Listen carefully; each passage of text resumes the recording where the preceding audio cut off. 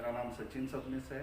मैं संघ का एक कार्यकर्ता हूँ और जनसेवा कोविड केयर सेंटर इसकी जो टीम है उसका एक सदस्य हूँ। तो हम सभी को कोविड या कोरोना की जो महामारी है और उससे जो एक लोगों में उसका जो एक प्रसार हुआ है उसकी जानकारी हमें सभी को है।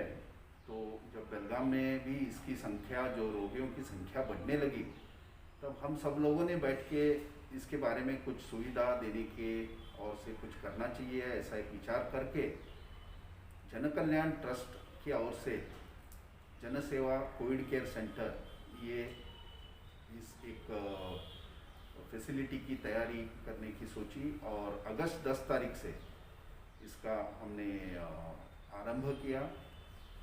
ये फैसिलिटी जो है ये अपने अनगोल नाका जो है वहाँ पे उदय भवन जो होटल है उसके एग्जैक्टली अपोजिट में जो एक राम केशव लॉज है वहाँ पे हम लोगों ने लेके चालू की। और इसके लिए हम श्री उल्लास शानबाग जी का बहुत बहुत आभारी है कि उन्होंने हमें उनका लॉज का इस काम में इस्तेमाल करने के लिए अनुमति दी। तो यहाँ पे करीबन हमारे पास 20 खुलियाँ हैं जहाँ पे हम करीबन 40 या 45 पेशेंट्स की देखभाल कर सकते हैं। लेकिन जब हमने चालू किया तब सोचा कि हमने करीबन सिर्फ 10 पेशेंट्स को लेके हम इस काम का प्रारंभ करेंगे, तो आगे जाते जाते जैसे हमें अनुभव होगा तब पेशेंट्स बढ़ाते जाएंगे।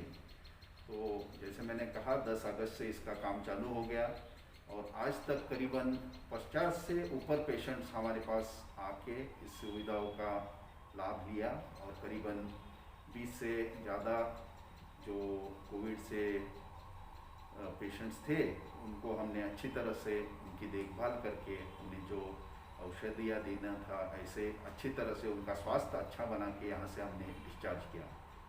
तो ये जो कोविड सेंटर हमने बनाया है यहाँ पे ये एसिम्टोमेटिक और माइल्डली सिम्टोमेटिक इन पेशेंट के लिए है। तो हम यहाँ पे एडमिट करते हुए पेशेंट की 2 चीज़ों की खास विशेषतः देखते हैं एडमिट करने से पहले। पहला जो है वो सीटी स्कैन और दूसरी है जो उनके ऑक्सीजन सैचुरेशन के बारे में। तो जो सीटी स्कैन है वो करीबन 15 से कम, जैसे कि मॉडरेट हो या माइल्डली सिम्टोमेटिक हो, ऐसे ही पेशेंट को हम यहाँ पे दाखिला देते हैं। और ऑक्सीजन सैचुरेशन करीबन 90 से ऊपर इन्हीं पेशेंट को हम यहाँ पे दाखिला देते हैं। और हमारा जो कोविड सेंटर है यहाँ पे रहने के अलावा इंडिविजुअल उनको जो रूम्स है खुली है, इसके अलावा उनको सुबह का नाश्ता, दोपहर का भोजन और रात का भी भोजन दिया जाता है। इसके अलावा जो बेसिक औषधियाँ जो ज़रूरत है वो भी उपलब्ध की जाती है। इसके अलावा आयुर्वेदिक भी जो काढ़ा है या आयुर्वेदिक औषधियाँ है उसकी भी व्यवस्था की जाती है। यहाँ पे 24 घंटे हमारे पास नर्स है देखभाल करने के लिए। इसके अलावा सुबह और शाम को एमडी मेडिसिन हमारे जो डॉक्टर है वो यहाँ पे विजिटिंग डॉक्टर्स है और दिन भर के लिए भी एक रेसिडेंट डॉक्टर यहाँ पे रहते हैं। इसके अलावा हम यहाँ पे एम्बुलेंस की भी व्यवस्था है। अगर किसी पेशेंट को कुछ स्वास्थ्य में खराबी हो तो उनको यहाँ से शीघ्रतः हिलाने के लिए एम्बुलेंस की व्यवस्था है। हम उन्हें चाहिए तो बीम्स के साथ हमारी ऑलरेडी इसके बारे में बातचीत हो चुकी है, तो बीम्स में एडमिशन करवा दे सकते हैं। इसके बाद या किसी और हॉस्पिटल में अगर उनकी इच्छा हो तो वहाँ पे भी हम एम्बुलेंस के साथ हिला सकते हैं। यहाँ पे ऑक्सीजन की भी व्यवस्था की हुई है और करीबन 5 बेड्स हमारे पास ऐसे हैं जहाँ पे ऑक्सीजन की व्यवस्था है। तो जैसे मैंने कहा कि करीबन ऑक्सीजन सैचुरेशन 90 के ऊपर हम एडमिट करते हैं, लेकिन बहुत बार हमने देखा है कि जो पेशेंट 85 के आसपास आए हुए हैं उनको भी अच्छी तरह से हमने ऑक्सीजन दे के उनको स्वास्थ्य में सुधार करके उनको यहाँ से डिस्चार्ज किया हुआ है।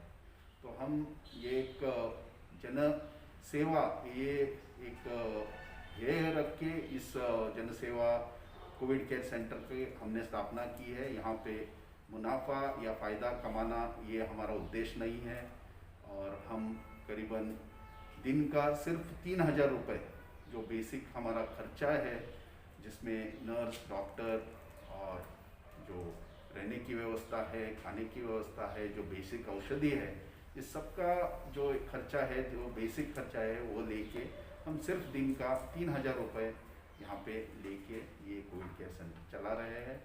अभी तक जैसे मैंने कहा कि बहुत सारे पेशेंट्स एडमिट होके यहाँ से अपना स्वास्थ्य में सुधार करके डिस्चार्ज भी हुए हैं। और इस प्रकल्प का सभी लोगों ने बहुत ही अच्छी तरह से प्रशंसा किया है, और हम भी आप सबसे विनती करते हैं कि आप हमें इसमें सहाय करें और इस प्रकल्प को आगे बढ़ाने में आप सबकी शुभकामनाएं हमारे साथ हैं। धन्यवाद।